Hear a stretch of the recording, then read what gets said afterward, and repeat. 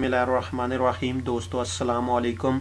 आज की इस वीडियो में हम अकाउंटिंग साइकिल का स्टेप नंबर 4 लेजर डिस्कस करेंगे। लेकिन लेजर डिस्कस करने से पहले आप लोगों से मेरी गुजारिश है कि अगर आपने मेरा चैनल सब्सक्राइब नहीं किया तो जल्दी से सब्सक्राइब कर लें नई वीडियोस के लिए, क्योंकि मैं आपको आने वाले दिनों में बहुत ही ज़बरदस्त किस्म की वीडियो देने वाला हूं अकाउंट से रिलेटेड। तो आप सब लोग मेरे चैनल को सब्सक्राइब करें, लाइक करें और अपने दोस्तों के साथ शेयर करें। तो आइए अब हम स्टार्ट करते हैं कि इससे पिछली जो वीडियो थी उसमें हमने डिस्कस किया था जर्नल को। हमने ये देखा था कि जर्नल रिकॉर्डिंग का सबसे पहला स्टेप है, यानी हम जब अपनी अकाउंटिंग स्टार्ट करते हैं तो वो जर्नल से स्टार्ट करते हैं। और हमने ये भी देखा था कि जब जर्नल में हम कोई रिकॉर्डिंग करते हैं तो उस प्रोसेस को हम कहते हैं जर्नलाइजिंग। अब जब हम जर्नल में रिकॉर्डिंग कर लेते हैं, कोई एंट्री पास कर लेते हैं, उसके बाद हमारे पास जो सेकंड स्टेप आता है वो लेजर का आता है। यानी जब हम लेजर से जर्नल से रिकॉर्डिंग लेजर में करते हैं तो उस प्रोसेस को हम पोस्टिंग कहते हैं। यानी जर्नल में जब हम रिकॉर्डिंग करते हैं उसको हम जर्नलाइजिंग कहते हैं, और जब जर्नल में हम रिकॉर्डिंग करते हैं उस प्रोसेस को हम पोस्टिंग कहते हैं। आज की इस वीडियो में हम यही देखेंगे कि हमारे पास बेसिकली लेजर क्या है और इसका फॉर्मेट क्या है, इसका पर्पस क्या है। तो सबसे पहले हम इसकी डेफिनेशन देखते हैं कि a ledger is a book in which all monetary transaction relating to a specific account should be entered at one place. यानी ये एक ऐसी बुक है कि जिसमें किसी खास स्पेसिफिक अकाउंट से रिलेटेड जितनी भी ट्रांजैक्शन होती है वो एक ही जगह पे इकट्ठी कर दी जाती है, एक ही जगह पे रिकॉर्ड कर दी जाती है। तो ऐसी बुक को हम क्या कहते हैं? लेजर कहते हैं। अगर आप ये कहें कि लेजर एक ऐसी बुक है कि जिसको हम क्लासिफिकेशन के तौर पे यूज़ करते हैं और एंड पे ये हमें क्या करता है? समरी दे देता है। यानी हमें ये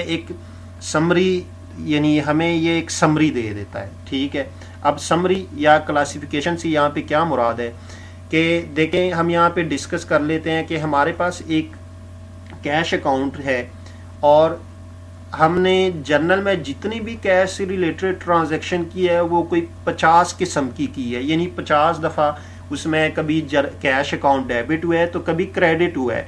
अब अगर हम ये देखना चाहें कि हमारे पास कैश कितना इन हुआ, यानी कितना हमारे पास डेबिट हुआ, और कितना आउट हुआ, यानी कितना क्रेडिट हुआ, कम हुआ, तो अगर हम देखना चाहें कि हमारे पास कितना आया कितना गया और अब हमारे पास कितना बैलेंस है, यानी हमारे पास अब कैश इन हैंड कितना है, अगर हम उसका बैलेंस क्लोजिंग बैलेंस भी देखना चाहें तो हम इजीली लेजर में उसको फाइंड कर सकते हैं, देख सकते हैं। जबकि हमारे पास जर्नल में ये इंफॉर्मेशन अवेलेबल नहीं होती, क्योंकि हमारे पास सिर्फ जर्नल में ट्रांजैक्शन होती है और लेजर जो है ये हमें एक कंप्लीट इंफॉर्मेशन किसी भी अकाउंट से रिलेटेड अवेलेबल यानी मुहैया फराहम करता है।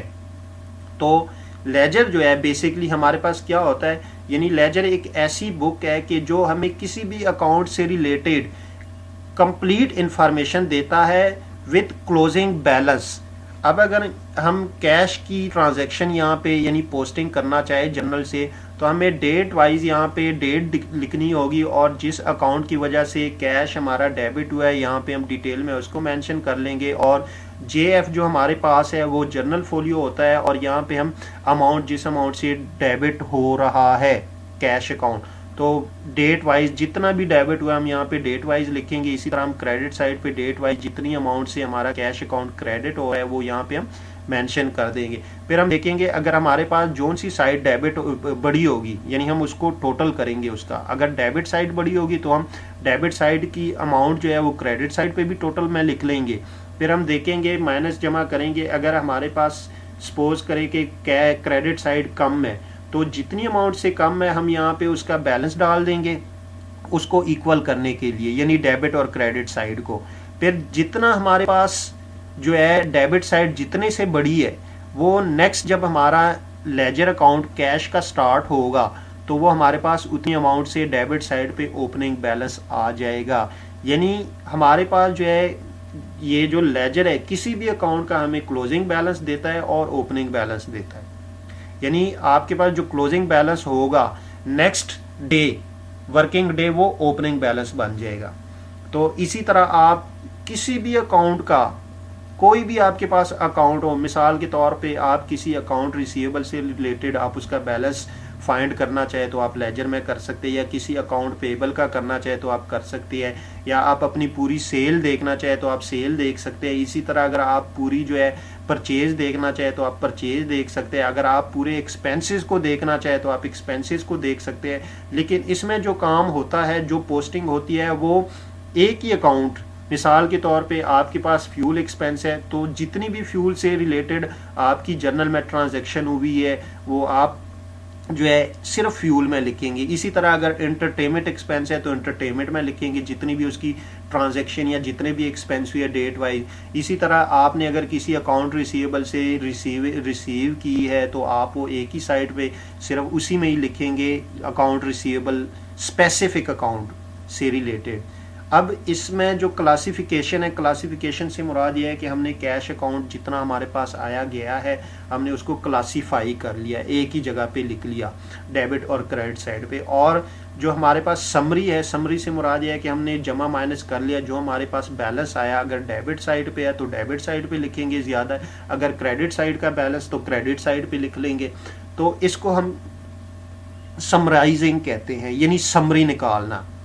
तो नेक्स्ट वीडियोज़ में इंशाल्लाह, आने वाली वीडियोज़ में मैं लेजर, जर्नल, इन सब पे जो है वीडियोज़ बनाऊंगा और साथ में इनके क्वेश्चन को भी सॉल्व करूंगा और 1 बाय 1 इंशाल्लाह। और इस पे मैं हर एक टॉपिक पे 4 से 5 वीडियो बनाऊंगा और इन सब को जो है हम क्लियर करने की कोशिश करेंगे। आप चूंकि ये हमारा अकाउंटिंग साइकिल है, इसमें हम सिर्फ और सिर्फ ओवरव्यू ले रहे हैं, हम देखना चाहते हैं कि हमारे पास ये बेसिकली होता क्या है। तो नेक्स्ट वीडियोज़ जितनी भी हमारी आएंगी, यानी अकाउंटिंग साइकिल का जो नेक्स्ट 2 हमारे पास वीडियोज़ इसकी रहती है, ट्रायल बैलेंस और फिनेंशियल अकाउंट्स, इनके बाद इंशाल्लाह मैं 1 बाय 1 करके, यानी जर्नल को भी डिस्कस करेंगे, फिर जर्नल लेजर को भी डिस्कस करेंगे, ट्रायल बैलेंस को भी डिस्कस करेंगे और फिनेंशियल स्टेटमेंट को भी 1 बाय 1 करके कंप्लीट डिस्कस करेंगे इंशाल्लाह।